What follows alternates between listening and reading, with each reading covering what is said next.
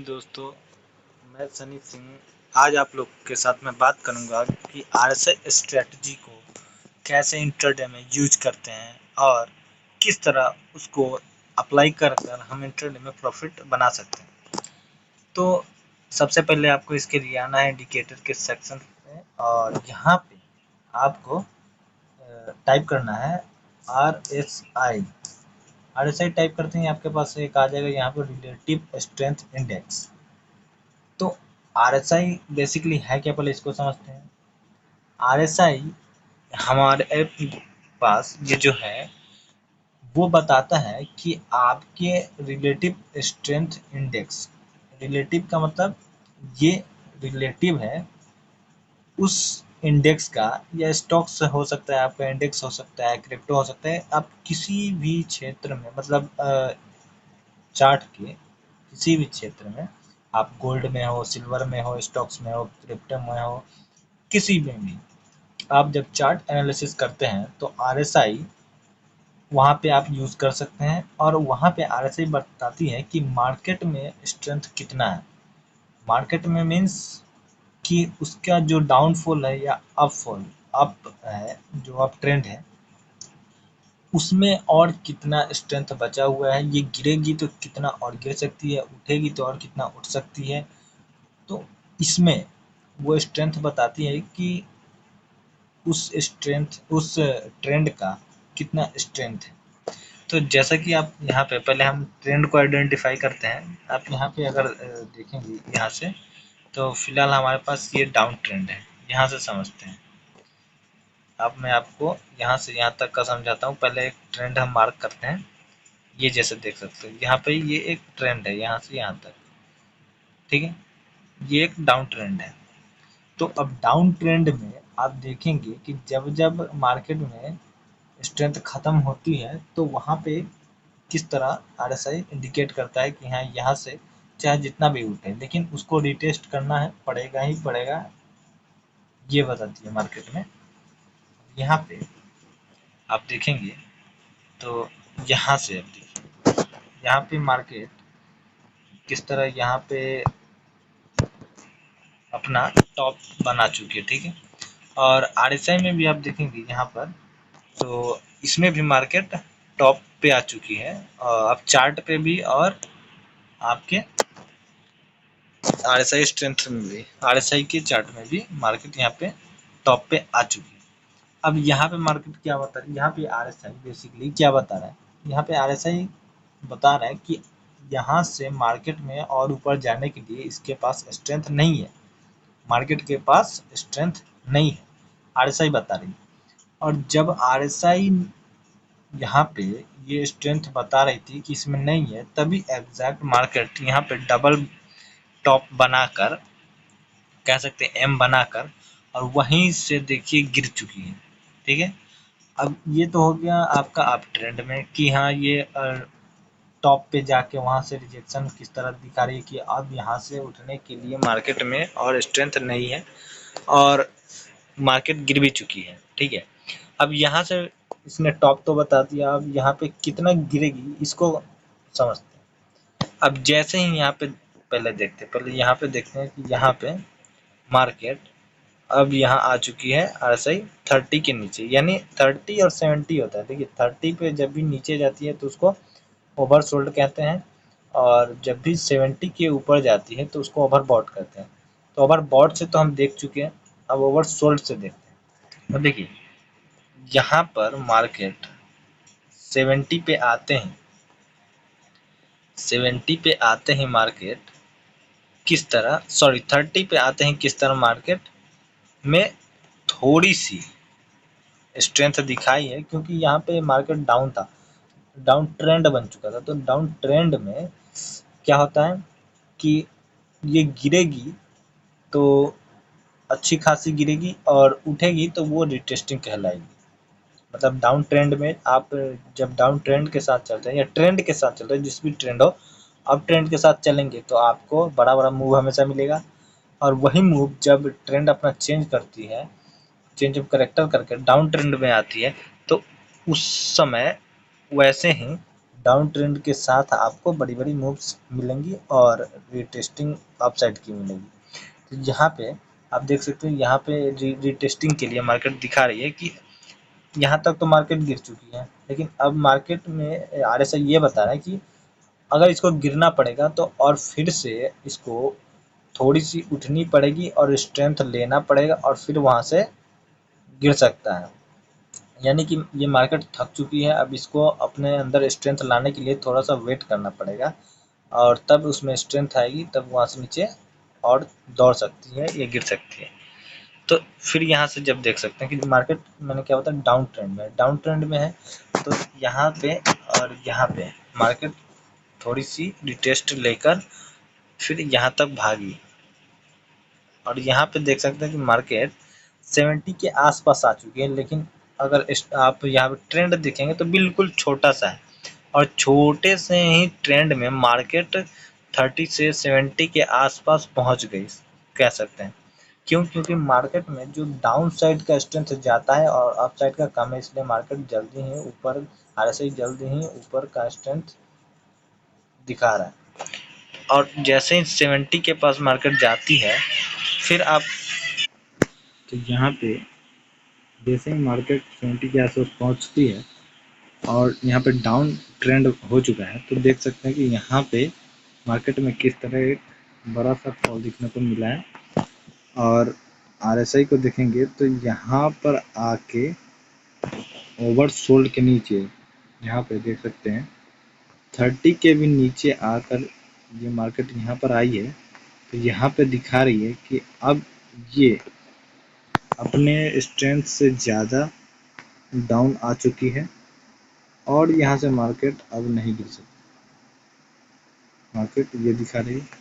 और फिर यहाँ से मार्केट थोड़ी सी उठकर, आप देख सकते हो थोड़ी सी उठते ही मैंने बताया जिस साइड डाउन ट्रेंड जिस साइड रहता है उस साइड आरएसआई धीमी गिरती है और जिस साइड उसका ट्रेंड, जैसे ट्रेंड डाउन में है तो आरएसआई गिरेगी तो मार्केट ज़्यादा गिरेगा और आरएसआई का जो यहाँ पे चार्ट है वो कम गिरती है। और ट्रेंड डाउन है तो जो रिटेस्टिंग आएगी अप ट्रेंड वो मूव कम आएगा और आरएसआई में का चार्ट जो मूव है वो ज़्यादा दिखाएगा। तो आप देख सकते हैं कि आपको मैं समझाता हूँ। यहाँ पे आप यहाँ से यहाँ तक का मूव देखेंगे, यहाँ से यहाँ तक इतना बड़ा मूव है, तो 50 से लेकर यहाँ कितने तक आई है मार्केट, 17 तक। यानी यहाँ पे कैसे लगभग 30 पॉइंट आरएसआई गिरी है, ठीक है। और यहाँ से देखेंगे अगर यहाँ का मूव, इतना छोटा सा मूव अप ट्रेंड का, इतना छोटा सा, तो यहाँ पे मार्केट कितना उठ चुकी है, लगभग उतना ही 17 से 45। यानी ये भी कह सकते हैं कि लगभग हमारा इधर कितना 17 था, तो 17 से आप मान लीजिए 20, ठीक है, 20 से आपका 25-27 पॉइंट यहाँ उठ चुकी है। जब यहाँ से गिर रही है मार्केट, इतना बड़ा फॉल आया है तो 30 पॉइंट और इतना छोटा उठा है तो 25 पॉइंट। मतलब मैं यही समझाना चाहता हूँ कि ट्रेंड जिस साइड का रहेगा आरएसआई उस साइड धीरे धीरे गिरती है और ट्रेंड जो अपोजिट साइड होता है तो ट्रेंड जो आरएसआई होता है वो ज़्यादा उठता है। तो यहाँ पे 50-45 के आसपास आते ही जब नेक्स्ट डे मार्केट खुलती है तो देख सकते हैं कि फिर से आप देख सकते हैं गैप अप में, अगर आप देख सकते हैं कितनी बड़ी फॉल आई हुई है यहाँ से यहाँ तक। ट्रेंड डाउन है तो आरएसआई का ट्रेंड जो है मूव है वो बड़ा है और फिर देख सकते हैं। और यहाँ पे जो आरएसआई का ट्रेंड है, ये चार्ट है, ये देख सकते हैं इतना ही गिरा है,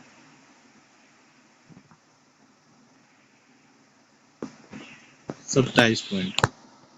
ये ज़्यादा गिरा है फिर भी 27 पॉइंट, और ये कम उठा है फिर भी 27 पॉइंट। यानी ये ट्रेंड डाउन है तो डाउन साइड में ये कम गिरती है, और मार्केट के अपोजिट साइड में समझिए, जब मार्केट अप होता है तो वो कम उठती है, और मार्केट डाउन ट्रेंड होता है तो कम गिरती है। तो इस तरह से आरएसआई का यूज करते हैं। और इसमें अभी आगे समझते हैं कि यहाँ पे डाइवर्जेंस किसको कहते हैं, ठीक है। और मार्केट अभी यहाँ पे फिर नेक्स्ट डे आपको मैं दिखाता हूँ कि यहाँ पे देख सकते हैं कि जब यहाँ पे मार्केट बिल्कुल ओवर सोल्ड में जा चुकी है, तो यहाँ से देख सकते हैं कि मार्केट ओवर सोल्ड में जाने के बाद किस तरह यहाँ पे 17 पे पहुँच चुकी है। अब ये देख सकते हैं कि मार्केट 17 पे किस तरह पहुँची है। इतना बड़ा मूव आया तो 25 पॉइंट ही गिरा है, ठीक है। और उससे छोटा मूव है ये, आप देख सकते हैं ये जो अप ट्रेंड है वो बिल्कुल उससे छोटा ही है, इसके लगभग आधा ही मूव है आया हुआ अप ट्रेंड का। लेकिन आरएसआई 17 पे जाकर नीचे गिर के फिर 30 पे आके और फिर 70 के आसपास पहुंच चुकी है। मतलब यहाँ पे अभी भी मार्केट डाउन ट्रेंड है। अब इसको हम समझते हैं कि 1 मिनट के टाइम फ्रेम पे, अब इसको हम लोग किस तरह ट्रेडिंग में यूज करते हैं, ठीक है। मैंने बताया कि आपको यहाँ पे मैंने ट्रेंड जो है वो डाउन, तो डाउन ट्रेंड में हम लोग जब भी मार्केट डाउन ट्रेंड हो और आरएसआई 70 पे जाए तो हम सेल करेंगे, और 30 पे आए तो वहाँ पे बाई नहीं करना है। क्यों? क्योंकि मार्केट डाउन ट्रेंड है, वो अब आरएसआई 70 पे जल्दी पहुँचेगी और 30 पे लेट से पहुँचेगी, ठीक है। अब यहाँ पे देखिए मार्केट यहाँ पे 70 पे जाते हैं, 70 पे जाते हैं, इतना बढ़िया मूव दे रही है यहाँ से यहाँ तक,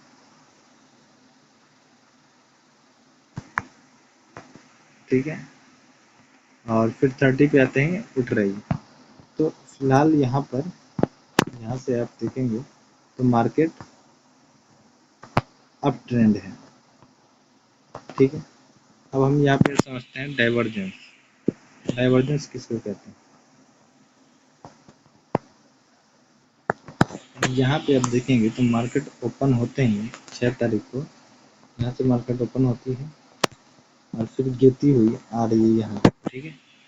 तो जैसे ही मार्केट अपने यहाँ पर देखिए, यहाँ पर जब मार्केट देख सकते हैं कि अपने प्रीवियस लो को भी नीचे तोड़ चुकी है, ठीक है। यहाँ पे अपने प्रीवियस लो को तोड़ चुकी है, और मार्केट को अगर आप इस तरह ट्रेंड लाइन यूज करेंगे थोड़ा सा समझने के लिए, तो इस तरह डाउन।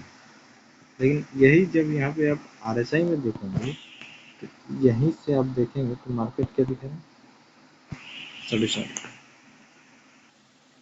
तो यहाँ पर मार्केट जो आरएसआई का चार्ट है वो यहीं से अब ट्रेंड दिखा रहा है। तो और इसके दिखाते ही आप देखेंगे कि यहाँ तक कंसिडर करते हैं और इसको भी यहाँ तक लेते हैं, ठीक है। तो अब यहाँ पे भी देखेंगे तो मार्केट पहले ये तो डाउन, फिर यहाँ पे साइडवेज, या यहाँ पे भी देख सकते हैं प्रीवियस लो को मार्केट तोड़ चुकी थी। लेकिन यहाँ पे मार्केट क्या दिखा रहा है कि मार्केट अब इससे नीचे जाने के लिए मार्केट में अब स्ट्रेंथ नहीं, और यहीं पे मार्केट एक बढ़िया सी कैंडल बनाती है, देख सकते हैं एक हैमर के साथ मारूबुरु कैंडल बनाती है, और किस तरह यहाँ पे इस तरह लेकर आप देख सकते हैं इस तरह मार्केट बढ़िया मूव देती है।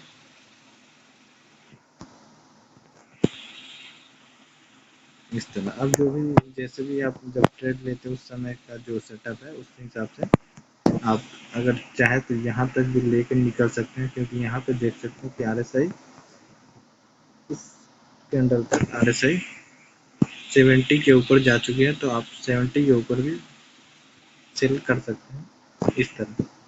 तो इस तरह एक डाइवर्जेंस हो गया। मैं आपको और दूसरे दिखा देता हूँ।